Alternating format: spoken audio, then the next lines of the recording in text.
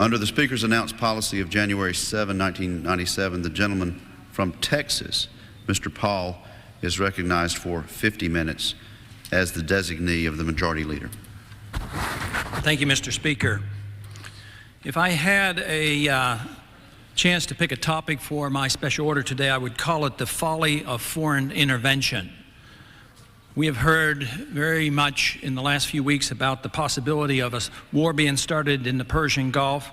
It looks like this has at least been delayed a bit. There is a temporary victory brought about by the Secretary General Kofi Annan of the United Nations in agreement with the government of Iraq.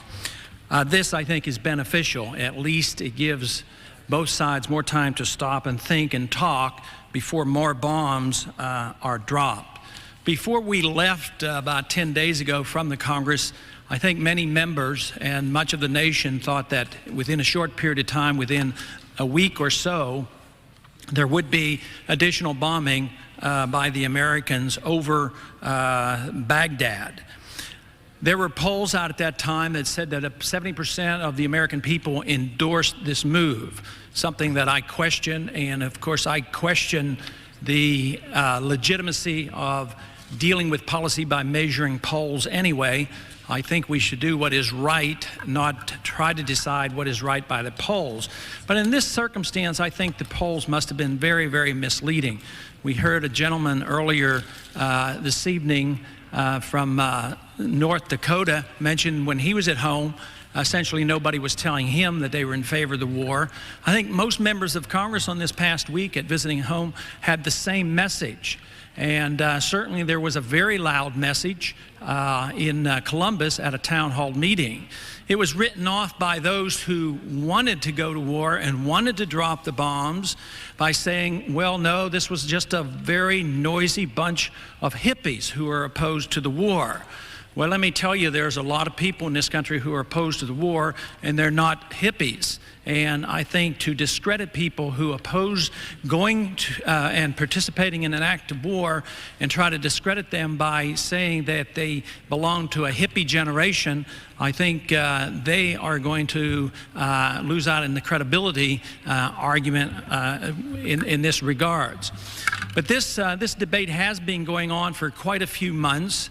And it looks like it's not resolved. Although there has been an agreement, it's far from a victory from either side. And it's somewhat ironic about how this has come about, because it seems that those of us who have been urging great caution have been satisfied with at least a temporary solution, yet we're not entirely satisfied at all with the dependency on the effort by the United States enforcing UN resolutions. In this case, I think that what we must do is reassess the entire policy, because it's policy that gets us into trouble. It isn't this one instance. We did not just invent foreign interventionism in foreign policy. This has been going on for a long time.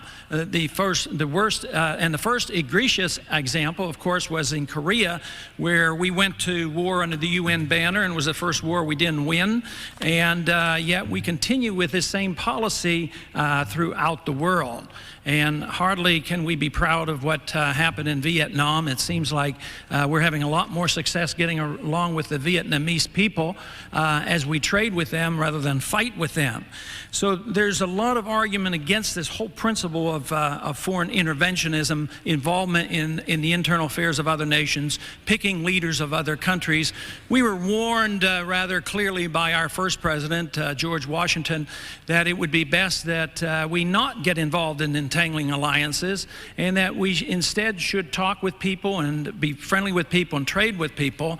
And of course the first reaction would be yes, but the person that we're dealing with as leader of Iraq is a monster, and therefore we can't trust him and we shouldn't talk to him.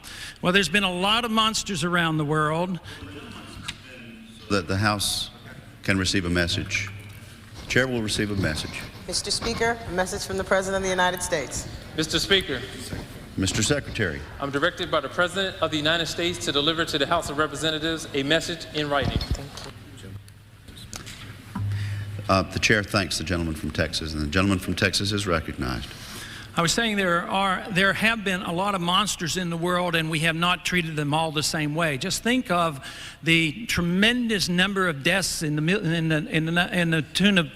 tune of millions under Pol Pot, and at that time we were even an ally of his. And even the inconsistency of our policy, where in the 1980s we actually encouraged Saddam Hussein. We sold him weapons. We actually have participated in the delivery of biological weapons to Hussein.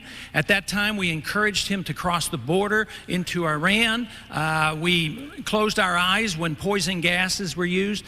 So all of a sudden it's hard to understand why our policy changes. But once we embark on a policy of intervention, and it's arbitrary, we intervene when we please or when it seems to help, it seems then that we can be on either side of any issue anytime. And so often we're on both sides of many wars. And this does not serve us well. A policy design that is said to be pro-American and in the defense of this country, where we follow the rules and follow the laws, and we don't get involved in war without a declaration by the Congress, I think it would be very healthy not only for us as Americans, but it would be very healthy for the world as a whole. So I am very pleased that there has been at least a pause here, although our troops will be maintained there, and they're waiting to see if there's some other excuse that we can go in there and resume the bombing. But the whole notion that we are going to bring Hussein to his knees without the cost of many American lives, I think is naive, because nobody has proposed that we go in and invade the country. There have been proposals that we just assassinate Hussein, which is illegal. At least that's acknowledged that this is an illegal act to go and kill another leader, although we've been involved in that too. But people say that many have argued that this should be our policy now, and that is to topple Hussein.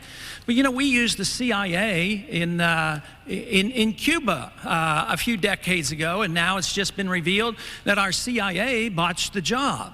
And also, we led those individuals who were trying to restore freedom to Cuba. We let them down by them assuming we would do more, and then we did less. We were very much involved in overthrowing a leader in South Vietnam right before the rampant escalation of the war there. That did not serve us well.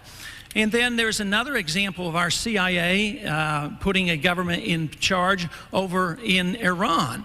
And that's when we put the Shah in. But this did not bring peace and stability to the region. It brought us hostage takings and hostility and hatred and threat of terrorism in this country.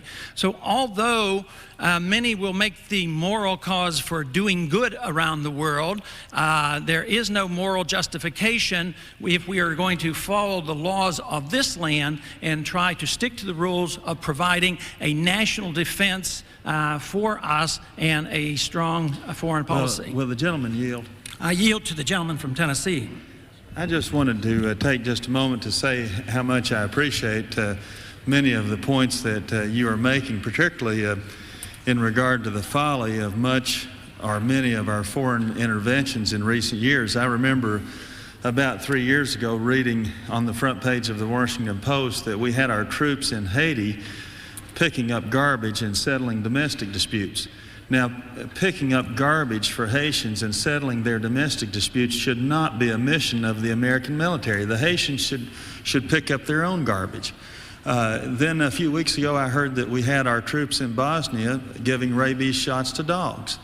The Bosnians should give their own rabies shots to their own dogs. That should not be a mission of the American military. And this business of turning our military into international social workers is something that I think the overwhelming majority of Americans are strongly opposed to.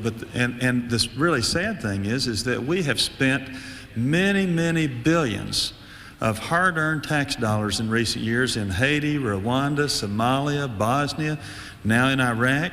And I said on the floor of this House a couple of weeks ago, why the rush to war in Iraq? Why the rush to war? Why the eagerness to send young American men and women into harm's way?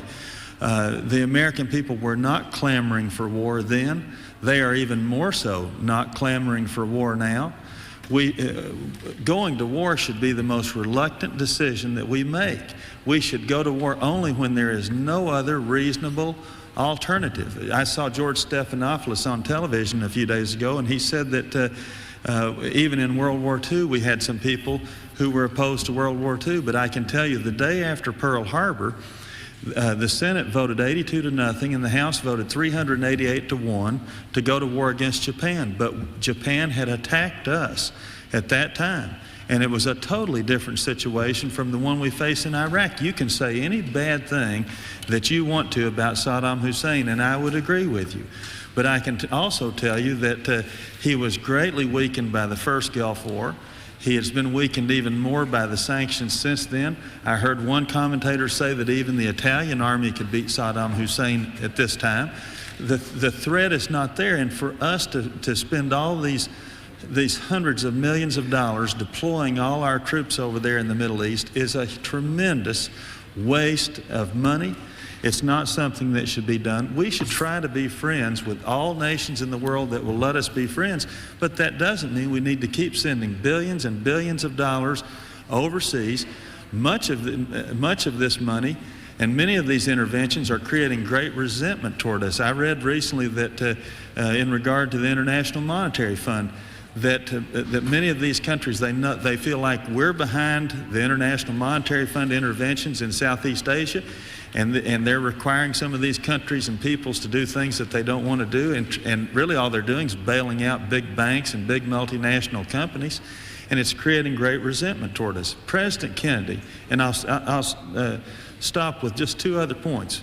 One is that Tony Snow said in a column a few days ago. He said in regard to the situation in Iraq, he said, we're about to achieve the worst of all possible worlds. He said, we're about to alienate our European allies and our Arab allies and achieve nothing of military significance.